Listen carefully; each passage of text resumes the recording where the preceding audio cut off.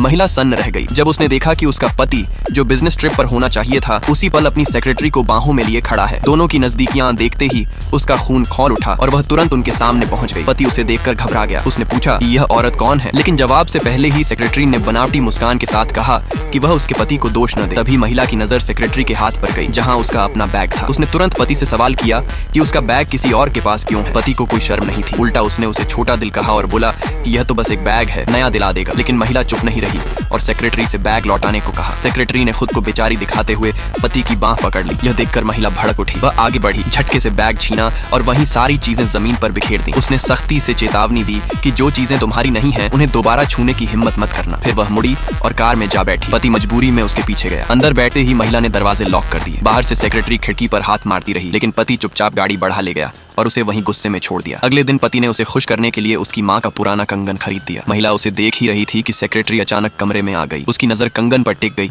और वह बेहिचक उसे मांग बैठी, यह जाने बिना कि यही लालच सब कुछ बदल देगा। उसी दोपहर महिला दस्तावेज देने कंपनी पहुंची और जो उसने देखा उससे उसके पैरों तले जमीन खिसक गई। उसकी माँ का वही कंगन सेक्रेटरी की कलाई पर चमक रहा था। गुस्से में उसने एक पल भी नहीं सोचा, सीधे उसके पास गई, उसकी कलाई पकड़ी और झटके से कंगन उतार लिया। उसी पल कहानी ने नया मोड़ ले लिया।